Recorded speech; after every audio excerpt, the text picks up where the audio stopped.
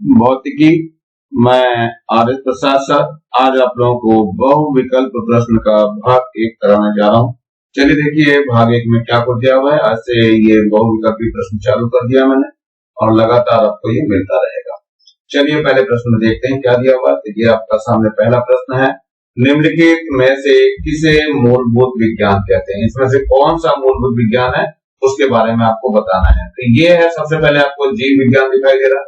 जीव विज्ञान में केवल जीवों का ही अध्ययन किया जाता है, ये मूलभूत विज्ञान नहीं। तो जीव जंतु पेड़ पौधों का केवल विज्ञान कहते हैं। इसमें रसायन में क्या होता है, केवल अभिक्रियाएं होती हैं, ये अभिक्रिया इससे करके ये बनेगा, ऐसा कुछ होता है, उसका दाब ताप ये सब चीजें इसमें अध्ययन करते हैं। तो रसायन विज्ञान भी मूलभूत विज्ञान में नहीं आता। गणित भी मूलभूत विज्ञान में नहीं आता है, क्योंकि इसमें केवल अंकों का की गणना की जाती है, अंक होते हैं और अंकों का जोड़ना घटाव गुणा भाग करना, इससे संबंधित ये विज्ञान होता है, इसलिए ये भी मूलभूत विज्ञान में नहीं आता। केवल भौतिकी ऐसा सब्जेक्ट है जो मूलभूत विज्ञान में आता है। इसलिए हमारा उत्तर जो है वो ए सही होगा इसका। चलते हैं अगले प्रश्न की ओर बढ़ते हैं, नंबर 2 की तरफ बढ़ते हैं। तो ये आपका दूसरा प्रश्न है, इसमें क्या दिया हुआ है, भौतिकी की सबसे पुरानी शाखा है। बच्चे इसमें से बताना है भौतिकी की कौन सी सबसे पुरानी शाखा है। तो ये है आपका जैसे प्रकाशिकी है तो प्रकाश से संबंधित सारी चीजें आती हैं, ये तो इसमें हो नहीं सकता है। ऊष्मा गति है, इसमें केवल ऊष्मा से संबंधित चीजें आती हैं और ये भी अभी नई ही चीजें हैं। और ध्वनि है, ध्वनि तो अभी बहुत नया है बिल्कुल, जिसपे मोबाइल वगैरह बना हुआ है सब, या रेडियो बना हुआ है, टीवी बना हुआ है, ये सब ध्वनि बना, ये भी जल्दी की चीजें हैं। सबसे पुरानी शाखा हमारी बचती है सी, यानी इसका ऑप्शन जो है हमारा सी करेक्ट है। तो चलिए देखते हैं इसके आंसर की तरफ। तो सी हमारा बिल्कुल सही है। और अगला प्रश्न आता है हमारा, देखते हैं क्या है ये। अगला प्रश्न है ये नंबर 3, ये है सूर्य विश्व का केंद्र है और पृथ्वी सूर्य की परिक्रमा करती है। इस अभिधारणा का प्रतिपादन निम्न में किसने किया था, ये बताना है आपको। तो बच्चों ध्यान रखना, केपलर साहब ने तो ग्रहों की गति संबंधी नियम दिए थे, तो केपलर साहब तो हो नहीं सकते हैं। और गैलीलियो साहब ने भी दूरबीन वगैरह की खोज की थी, ये भी इसमें नियम में शामिल नहीं हो सकते हैं। और न्यूटन साहब भी इसमें शामिल नहीं है। तो न्यूटन ने क्या किया था, केपलर के नियमों का संशोधन किया था। न्यूटन साहब इस केपलर के नियमों को संशोधन करके अपने नियम बनाए थे। इसमें बचे एक कोपरनिकस, तो कोपरनिकस ने ही ये धारणा दी थी, यानी कि सूर्य विश्व का केंद्र है और पृथ्वी सूर्य की परिक्रमा करती है। इसका जो मेन करता रहता है वो ये है कोपरनिकस। इसका नाम को अच्छे से आप लोग याद कर लेंगे। इसका मतलब सी ऑप्शन इसका सही है। चलिए आगे की तरफ बढ़ते हैं हम लोग। प्रश्न नंबर अगला है हमारा, ये है प्रश्न नंबर 4। चौथा है प्रश्न हमारा, प्रकाश के कणिका सिद्धांत का प्रतिपादन किया था। ये तो आप लोगों को अच्छे से पता होगा बच्चे किसने किया था। तो हाइगन साहब ने तो तरंग का साधन किया था और थॉमस यंग ने भी प्रयोग किए थे, तरंग से संबंधित थे यंग का। और फ्रेनले ने भी ऐसा ही कुछ किया था, लेकिन न्यूटन ने जो किया था कणिका सिद्धांत दिया था। और कणिका सिद्धांत में क्या बताया गया था कि जो सूरज से यानी कि किरणें हैं वो कणों के रूप में चलती हैं, तरंगों के रूप में नहीं। हाइगन्स ने जो दिया था वो तरंग सिद्धांत दिया था। अब हाइगन और न्यूटन के इन दोनों सिद्धांतों के बीच में जो है बहुत ज्यादा वाद विवाद पड़ा हुआ, तो इसकी जो है कमी को मतलब इसको दूर करने में फोको ने सहायता की। फोको ने प्रकाश की चाल ज्ञात की, और नाम याद रखना बच्चों, फोको ने प्रकाश की चाल ज्ञात की थी। फोको ने प्रकाश की चाल ज्ञात की थी और इसके माध्यम से ये सिद्ध किया कि प्रकाश जो है वो तरंगों के रूप में चलता है। तो हाइगन के नियम को सपोर्ट दिया था। लेकिन न्यूटन ने क्या दिया था, न्यूटन ने प्रकाश के कणिका का सिद्धांत प्रतिपादन किया था। इसका मतलब हमारा ए ऑप्शन इसमें सही है। तो चलिए देखिए इसका ए ऑप्शन सही है। अब आगे बढ़ते हैं थोड़ा सा हम लोग अगले प्रश्न की ओर। यह है 5वां प्रश्न आपका, विद्युत चुंबकीय तरंग सिद्धांत का प्रतिपादन किया था। किसने किया था बच्चों विद्युत चुंबकीय तरंग का? नील्स बोर साहब ने तो नहीं किया था। ये तो आपको कक्षाओं में जो है कौन सी ऑर्बिट में कौन सी ऑर्बिट में कितने इलेक्ट्रॉन्स होते हैं उनकी ज्यादा की थी, या फिर मैंडे की सारणी में लगा रहा है ये। क्लार्क मैक्सवेल ने भी नहीं ऐसा कुछ दिया था। इन्होंने तो अपना वो दिया था, मैक्सवेल ने कौन सा सिद्धांत दिया था, इसमें यदि कोई आवेशित कण गति करता है तो विद्युत चुंबकीय तरंगों के रूप में ऊर्जा का उत्सर्जन करता है। तो ये क्लार्क साहब भी नहीं थे। तो ये ध्यान रखना कौन कौन से नहीं हुए। नील्स बोर बहुत साहब ये नहीं थे और क्लार्क भी इसमें नहीं आएगा। जॉन केपलर, क्लार्क, सॉरी ये क्लार्क, ये माइकल फैराडे भी, फैराडे ने क्या किया, फ्लेमिंग के बाएं हाथ वगैरह का नियम था, तो ये भी इसमें शामिल नहीं थे। जॉन केपलर भी इसमें शामिल नहीं था, केवल क्लार्क मैक्सवेल ही था जो चुंबकीय तरंगों का प्रतिपादन किया। यदि कोई भी आवेशित कण यदि गति करता है तो विद्युत चुंबकीय तरंगों के रूप में ऊर्जा का उत्सर्जन करता रहेगा। तो ये विद्युत चुंबकीय तरंग का सिद्धांत था, मैक्सवेल क्लार्क था, यानी क्लार्क मैक्सवेल ने ही इस नियम का प्रतिपादन किया था। तो देखते हैं कौन सा उत्तर सही है, तो इसका ये बी उत्तर सही है आपका, मैक्सवेल क्लार्क, यानी क्लार्क मैक्सवेल ने चुंबकीय सिद्धांत का प्रतिपादन किया था। चलते हैं अगली तरफ बढ़ते हैं हम लोग जरा। अब अगला है ये हमारे पास सन 1921 में अल्बर्ट आइंस्टाइन को नोबेल पुरस्कार निम्न कार्य में प्राप्त हुआ था। तो ये बताना है 1921 में अल्बर्ट आइंस्टाइन को जो नोबेल पुरस्कार मिला था किस काम के लिए मिला था। तो ये बच्चों बहुत ज्यादा है, हालांकि उसने अपेक्षितता का सिद्धांत दिया था लेकिन नहीं, इस पर ये 1921 में नहीं मिला था पुरस्कार। ये ध्यान रखना बच्चों, 1921 में इस बात के लिए पुरस्कार नहीं मिला था, जबकि अपेक्षितता का सिद्धांत भी अल्बर्ट आइंस्टाइन का ही था। दूसरा जो है विशिष्ट ऊष्मा का प्रभाव, इस पर भी इसको नोबेल पुरस्कार नहीं मिला, और इनमें से कोई नहीं तो है नहीं, क्योंकि एक तो इसमें से उत्तर रही है और वो है इसका बी, प्रकाश विद्युत प्रभाव के सिद्धांत की खोज की थी। तो बच्चों ये बहुत अच्छी तरह से याद कर लेना, इस पर नोबेल प्राइज मिला था 1921 में, प्रकाश विद्युत प्रभाव की खोज की थी। और इसके लिए जो सूत्र दिया गया था वो सूत्र भी आप लोगों को अच्छे से याद होना चाहिए था। क्या सूत्र था, ध्यान है आपको, इसमें ये था कि जो एनर्जी दी जा रही है वो जो है वर्क फंक्शन और काइनेटिक एनर्जी के इक्वल हो जाती थी, ई के। तो इसमें ये तो हो जाता था एच न्यू होता था और ये एच न्यू 0 होता था, और ये ई के जो है 1/2 mv मैक्स का स्क्वायर होता था। तो वास्तव में जाकर के 1/2 mv मैक्स का स्क्वायर इसका टू कितना हो गया था, एच कॉमन ले लिया था और न्यू माइनस न्यू 0। ये जो समीकरण थी ये वो समीकरण थी जिस पर इसको क्या मिला था, नोबेल पुरस्कार दिया गया था। तो चलिए इसका उत्तर देखते हैं कौन सा सही है। तो ये आपका बी आंसर इसका सही है। चलिए फिर अगले उसके तरफ बढ़ते हैं हम लोग, नंबर 7 पे चलते हैं।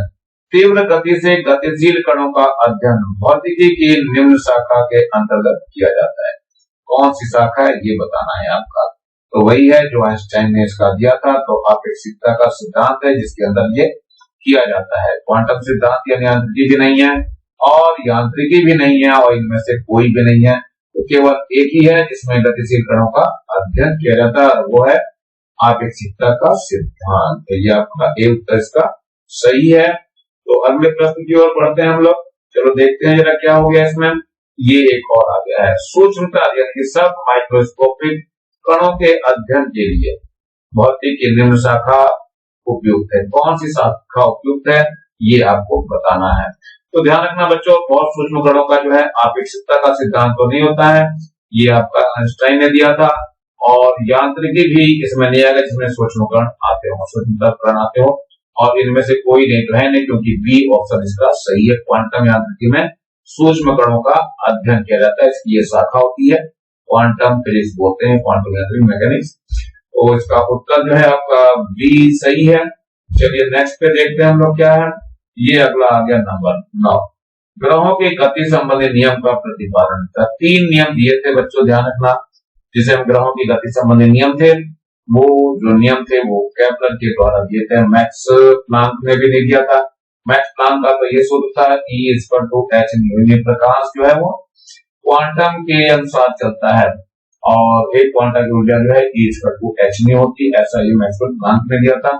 न्यूटन ने भी नहीं दिया था। न्यूटन ने निष्कर्ष निकाले थे केवल इसके उसके नियम से, तो ये ऑप्शन भी सही नहीं। और चंद्रशेखर ने भी नहीं दिया था, केवल केपलर ने दिए थे। 3 नियम थे, ग्रहों की गति संबंधी नियम जो है वो केपलर के द्वारा ही दिए गए थे। तो सी ऑप्शन है हमारा। 3 नियम दिए थे, तीनों नियम जरा आपको ध्यान होना चाहिए। पहला नियम तो था कि ये कि सूर्य के चारों ओर जो ग्रह है यानी पृथ्वी जो भी है वो दीर्घ वृत्ताकार में कक्षा में घूमती है, पहला नियम था इसका। दूसरा नियम क्या था कि इसकी क्षेत्रीयता नियम थी, यानी कि समान समयांतराल में समान क्षेत्रफल पार करती है। ये जो क्षेत्रफल बन रहा है ये समान समय में समान क्षेत्रफल, इसके द्वारा समान समय में, अगर इसमें t समय इतना में लगा है तो इतने में भी t समय लगेगा और इसका क्षेत्रफल समान होगा। यानी क्षेत्रीय चार्ज की नियत थी किसकी, इस ग्रह की सूर्य के चारों ओर घूमते हुए। ये दूसरा नियम था। तीसरा नियम था ये परिक्रमण काल का वर्ग t का स्क्वायर, इसकी औसत दूरी के तृतीय घात के अनुक्रमानुपाती होते हैं t square equal to r। ये 3 नियम इसमें कैपिटल में दिए हुए थे। चलिए देखते हैं, चलो इस पे आगे, ये आपका सी ऑप्शन सही है, कैपिटल ये है। नेक्स्ट प्रश्न आ रहा है आपका 10वां, नील्स बोर का जन्म हुआ था। बच्चों ये तो बहुत इंपॉर्टेंट क्वेश्चन है, नील्स बोर का जन्म कहाँ हुआ था, तो ये भी आप लोगों को अच्छी तरह से याद होना चाहिए। जर्मनी में तो हुआ नहीं है उसका, इंग्लैंड का ये रहने वाला नहीं है और अमेरिका में भी नहीं हुआ था। तो कौन सा उत्तर सही बचा इसका, ये है डेनमार्क में हुआ था। तो बच्चों ये भी बहुत ज्यादा इंपॉर्टेंट प्रश्न है, बहुत ज्यादा पूछा जाता है, नील्स बोर का जन्म कहाँ हुआ था, तो ये डेनमार्क में हुआ था। इसका बी ऑप्शन आपका सही है। नेक्स्ट प्रश्न है आपका, निम्नलिखित में से कौन सा लंबाई का मात्रक, यानी कि जो लंबाई नापने के काम में नहीं आता है वो मात्रक बताना है। प्रकाश वर्ष बहुत अधिक दूरियों को नापने के काम में आता है तो ये लंबाई का मात्रक है, इसका आंसर नहीं हो सकता है। पारसेक जो है ये भी लंबी दूरियों को नापने के काम में आता है तो ये भी लंबाई का मात्रक है, इसका मतलब इसमें से लंबाई का मात्रक नहीं है, वो ये नहीं हो सकता। फर्मी भी बहुत छोटी चीजों को नापने के काम में आता है, लेकिन ये लंबाई ही नापने के काम में आता है। केवल एक ही ऑप्शन बचता है, वो है रेडियन। रेडियन जो है ये कोण को नापता है। बच्चों ध्यान रखना, ये लंबाई नहीं नापता है, क्या नापता है, ये कोण को केवल नापता है, ये कोण केवल नापता है।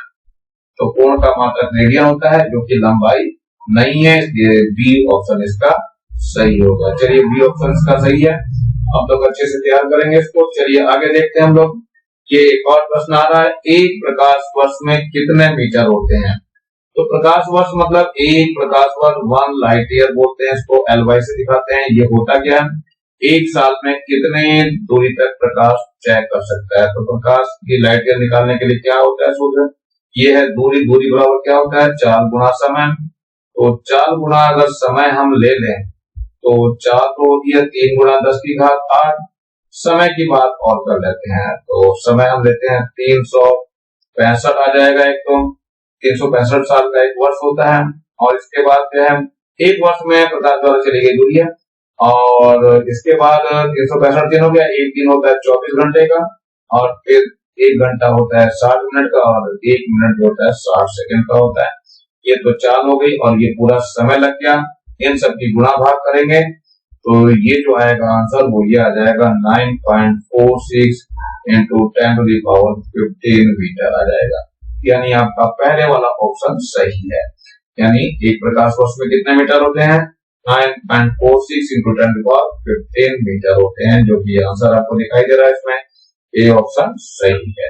चलिए अगले प्रश्न की ओर बढ़ते हैं हम लोग।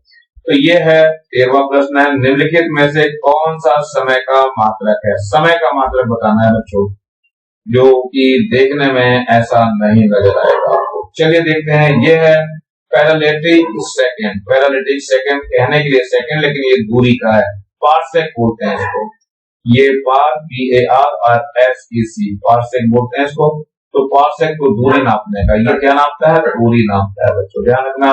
और प्रकाश वर्ष भी दूरी नापने के काम में आता है, ये भी समय नहीं नापेगा, और इनमें से कोई नहीं तो हो ही नहीं सकता। लीप वर्ष ये ऐसा है जो समय को नापता है, यानी लीप वर्ष इसका सही उत्तर है। तो आंसर इसका सी ऑप्शन सही है। चलिए अगले प्रश्न की ओर बढ़ते हैं हम लोग। ये है नंबर 14, नाभिक के आकार को मापने का सही प्रकार है, यानी सही मात्रक है। मात्रक बताना है नाभिक को कौन सा नापा जाएगा। तो बच्चों ध्यान रखना, नाभिक बहुत छोटा होता है, और ये जो होता है माइक्रोन जो होता है 10 की घात -6 मीटर को नापता है। ये ध्यान रखना बच्चों, माइक्रोन इसका मतलब क्या है, ये नाभिक का आकार 10 की घात -6 के आकार का नहीं होता है, ये आंसर आपका गलत है। इसके बाद ये क्या है, मिलीमीटर है। मिलीमीटर जो है 10 की घात -3 मीटर का नापता है, तो ये भी आपका आंसर सही नहीं हो सकता है, क्योंकि नाभिक और छोटा होता है। ये है एंगस्ट्रॉम। तो एंगस्ट्रॉम दूरी नापने का है, लेकिन ये भी आंसर आपका सही नहीं होगा, क्योंकि 10 की घात -10 मीटर को ये नापता है। इससे भी नीचे की इकाई चाहिए हमें, वो केवल बचती है फर्मी के पास, क्योंकि ये 10 की घात 15 मीटर तक को नाप लेता है आसानी से। तो फर्मी इसका उत्तर सही है। तो चलिए देखिए उत्तर इसका डी ऑप्शन सही है फर्मी। अब अगले प्रश्न की ओर बढ़ते हैं। तो अगला है ये 15 नंबर है प्रकाश वर्ष मात्रक है। प्रकाश वर्ष तो समझ में आ ही गया होगा किसका मात्रक है। समय का तो मात्रक है नहीं, लेकिन वर्ष दिखाई दे रहा है तो ये समय नहीं है। ऊर्जा का भी मात्रक ये नहीं है, चाल का भी मात्रक नहीं है, केवल किस चीज का है, दूरी नापने के काम आता है। प्रकाश वर्ष क्या होता है, वह दूरी होती है जो एक वर्ष में प्रकाश तय करता है। तो प्रकाश वर्ष क्या है, यह वह दूरी है जिसमें कोई प्रकाश एक वर्ष में तय करता है। क्या करता है, ये एक वर्ष में तय करता है, एक वर्ष में तय करता है। यानी प्रकाश द्वारा एक वर्ष में चली गई दूरी को हम प्रकाश वर्ष कहते हैं। तो प्रकाश वर्ष दूरी का मात्रक और दूरी नापने के काम में आता है। तो ऑप्शन इसका बी सही है। चलिए देखते हैं 20 का सही ऑप्शन। चलिए अगले में चलते हैं हम लोग। अगला है ये 16, ये बहुत इंपॉर्टेंट क्वेश्चन है, लेकिन ये बच्चों से जल्दी बनता नहीं है। पदार्थ की मात्रा का मानक मूल मात्रक है, यानी कि कौन सा मानक मूल मात्रक है वो बताना चाहते हैं। चलिए देखते हैं इसके आंसर की तरफ। किलोग्राम तो हो नहीं सकता है, किलोग्राम मिलीग्राम ये सब ग्राम में चल रहे हैं, तो ग्राम तो मूल मात्रक में नहीं आएगा। लेकिन ग्राम भी नहीं आ सकता, मिलीग्राम वगैरह सब एक ही कैटेगरी के आते हैं। क्विंटल भी नहीं हो सकता है, केवल एक ही बचा रह गया और वो है केवल मोल। तो मोल इसका सही आंसर है। तो मोल ही क्या है, मानक मूल मात्रक है इसका। पदार्थ की मात्रा जो निकाली जाती है वो मोल के द्वारा ही निकाली जाती है, कहीं पर भी हम बात करते हैं। तो चलते हैं आगे। ये आपका एक और क्वेश्चन आ रहा है, 1 सेकेंड निम्न के बराबर होता है, कौन सा होता है बच्चों। तो ध्यान रखना इसमें जो संख्या होती है वो आपका ये पहले वाला तो आंसर हो नहीं सकता। इसमें दिया था 1650763.73 कंपनों में लगा समय, ये तो बिल्कुल नहीं है। बी वाला भी नहीं ऑप्शन आएगा क्योंकि 6521893.63 कंपनों में लगा समय है। जिसके बाद ये थर्ड है आपका सी वाला, सी में है सीजियम परमाणु के कितना है 1650755.73 कंपनों में लगा समय है, ये भी नहीं। तो केवल एक ही ऑप्शन बचता है, वो है डी, सीजियम परमाणु के 91926317.70 कंपनों में लगा हुआ समय है। इसका मतलब क्या हुआ, डी ऑप्शन इसका सही उत्तर है। तो डी ऑप्शन आप लोग सही कर देंगे। चलिए अगले प्रश्न पे चलते हैं। प्रश्नों को समझना बहुत जरूरी है, समझ में आ जाए तो लिखना बहुत आसान हो जाता है और याद भी हो जाते हैं आसानी से। तो पहले हम लेते हैं 18वां प्रश्न। निम्नलिखित में से कौन सा सबसे छोटा मात्रक है बच्चों। ध्यान रखना है, इनमें से छोटा मात्रक बताना है। तो मिलीमीटर जो होता है वो 10⁻³ मीटर तक नाप लेता है। इसके बाद एंगस्ट्रॉम जो है आपका, इसका मतलब ये हो नहीं सकता। इसके बाद ये एंगस्ट्रॉम है, एंगस्ट्रॉम 10⁻10 मीटर तक नाप लेता है, ये भी आपका ऑप्शन सही नहीं होगा। मीटर जो होता है वो 1 मीटर के बराबर ही हो जाएगा, ये 1 मीटर में नहीं नाप सकता, ये भी यानी कि छोटा मात्रक नहीं है। फर्मी एक ऐसा है जो सबसे छोटा मात्रक यानी 10⁻15 मीटर तक को ये नापता है। तो आपका ये सी ऑप्शन सही है। तो फर्मी को ढंग से याद कर लेंगे, इस तरह के विकल्प बहुत ज्यादा पूछे जाते हैं आप लोगों से। तो इन सब का कंसेप्ट आप लोगों का क्लियर है। अगर कंसेप्ट क्लियर है तो दुनिया की कोई ताकत नहीं आप लोगों को रोक सकती है किसी भी कंपटीशन को बीट करने में। तो ये सब के कंसेप्ट मैं धीरे धीरे बना के देता रहूंगा और इसी तरह लगातार ये वीडियो बनता रहेगा। आप लोग आशा करता हूँ देखते रहेंगे। चलिए आगे देखते हैं। किसी का ये उत्तर सी आपको बताया था मैंने, फर्मी है। तो देखो क्या है, ये फर्मी जो है ये बताया था मैंने कि एक फर्मी जो है 10⁻15 मीटर के बराबर होता है। एंगस्ट्रॉम जो है वो 10⁻−10 के है और नैनोमीटर जो है वो वास्तव में 10⁻9 मीटर के, और जो माइक्रोन बताया था वो 10⁻6 मीटर के बराबर है। तो इस तरह से करके जो है सबसे जो छोटा है वो ये वाला आपका हो गया, इनके फर्मी वाला हो जाएगा। तो फर्मी आप लोग तैयार कर देंगे। इसके बाद आते हैं कुछ और भी जीके की तरफ से आप लोग तैयार कर सकते हैं। थोड़ा मैं इसके बारे में और डिटेल बता देता हूँ, ये वास्तव में क्या क्या चीजें थी। तो ध्यान रखना, बहुत छोटी दूरियों को नापने के लिए कौन कौन से मात्रक उपयोग आते हैं। सबसे पहला आता है सबसे छोटी दूरी, फर्मी आता है। यानी इस मात्रक का उपयोग नाभिकीय आकार को व्यक्त करने में किया जाता है। इसका संकेत एफ होता है और 1 बराबर होता है 10 की घात माइनस 15 मीटर। ये अच्छे से याद होना चाहिए आप लोगों को। इसके बाद दूसरा नंबर आता है एंगस्ट्रॉम का। इस मात्रा का उपयोग प्रकाश के तरंग दैर्ध्य के मापन में किया जाता है। इसका संकेत ए के ऊपर 0 लगा के किया जाता है। तो 1 एंगस्ट्रॉम बराबर होता है 10 की घात माइनस 10 मीटर। चलिए अगले उसमें चलते हैं जरा। ये नैनोमीटर क्या होता है बच्चों? ये है नैनोमीटर। इसका उपयोग प्रकाश और अन्य विकिरणों के तरंग दैर्ध्य के मापन में किया जाता है। इसका संकेत जो है एनएम होता है। 1 नैनोमीटर यानी एनएम बराबर होता है 10 की घात माइनस 9 मीटर या 10 एंगस्ट्रॉम भी कहते हैं। अगला नंबर आता है माइक्रोन का। माइक्रोन क्या है? इस मात्रक का उपयोग जीव विज्ञान में अति सूक्ष्म जीवाणुओं के आकार को व्यक्त करने के लिए किया जाता है। तो इसके संकेत में माइक्रो एम लगा हुआ था। 1 माइक्रोमीटर बराबर 10 की घात माइनस 6 मीटर होता है। चलिए एक और है, ये अत्यधिक बड़ी दूरियों के नापने के लिए क्या यूज होता है ये देख लीजिए जरा। बड़ी दूरियों को नापने के लिए सबसे पहले मैं प्रकाश वर्ष ले रहा हूं, यानी प्रकाश द्वारा निर्वात में 1 वर्ष में चली गई दूरी को 1 प्रकाश वर्ष कहते हैं।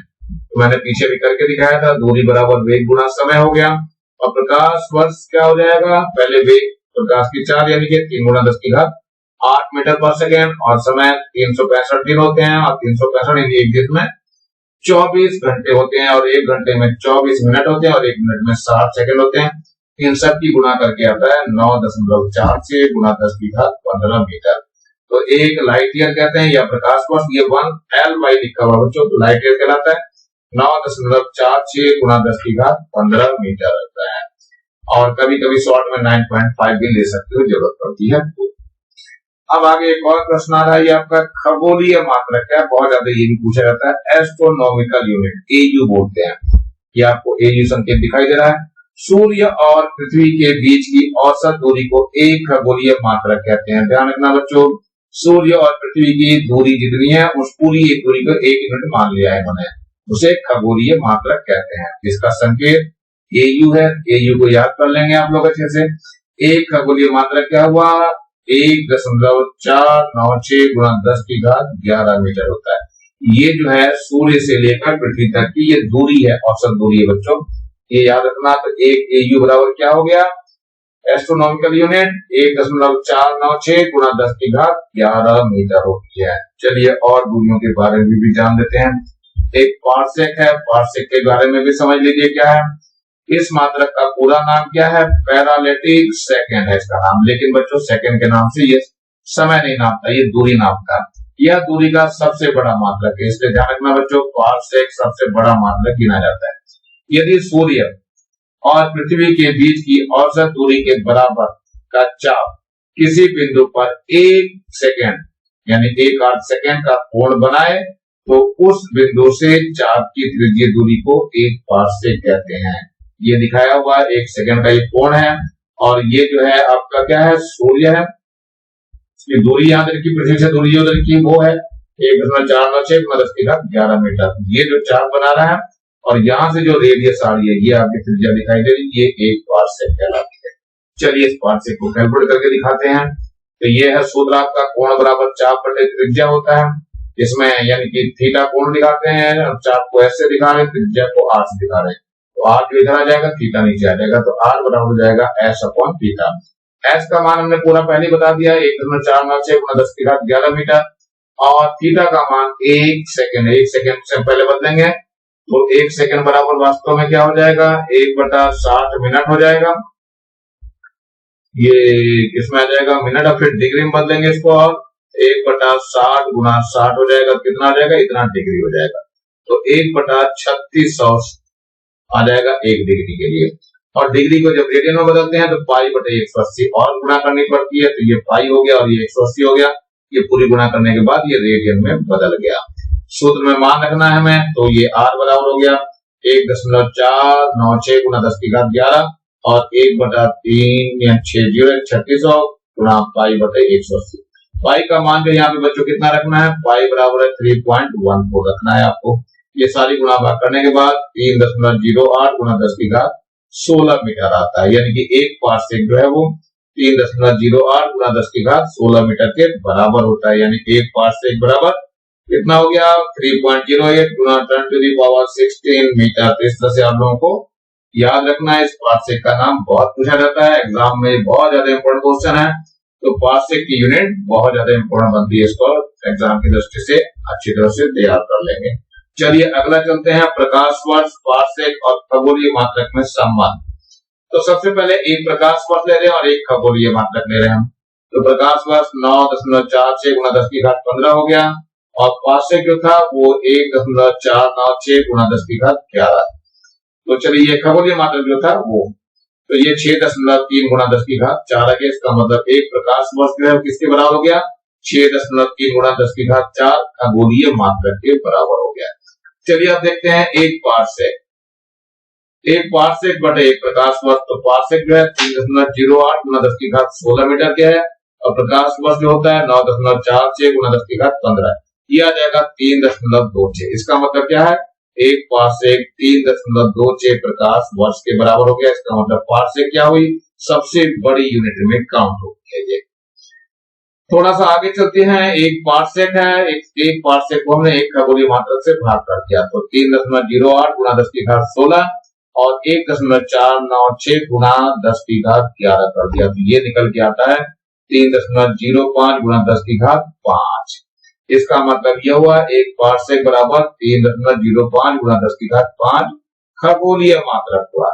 तो स्पष्ट क्या हो गया हमारे पास कि एक पार्सेक सबसे बड़ा हुआ, उससे छोटा एक प्रकाश वर्ष है और उससे छोटा एक खगोलीय मात्रक है। तो ये क्रम बहुत ज्यादा महत्वपूर्ण है और एग्जाम में ये बहुत ज्यादा पूछा जाता है, इसलिए इसको सही से तैयार कर लेंगे। आशा करता हूँ आज की आपको नॉलेज अच्छी लगी होगी और ऐसे ही वीडियो मैं और बना करके देता रहूंगा और उम्मीद करता हूँ आप लोग इसको देखते रहेंगे। नीचे लाल रंग का बटन दिखाई दे रहा है, इसको दबा के सब्सक्राइब कर लेंगे, मेरे चैनल को लाइक कर लेंगे, कमेंट जरूर करेंगे आप लोगों को कैसा लगा वीडियो और ज्यादा से ज्यादा बच्चों को शेयर करेंगे जिससे ज्यादा बच्चों को इसका फायदा हो सके। और इस बेल आइकन को भी दबा लेंगे जिससे मैंने आप डाल उसका नोटिफिकेशन आप लोगों को तुरंत मिल सके। और इस थैंक्स ऐप के जरिए आप लोग जुड़ सकते हैं, मेरे से डायरेक्ट जुड़ सकते हैं और जो भी आपको चाहिए उससे आप प्राप्त कर सकते हैं।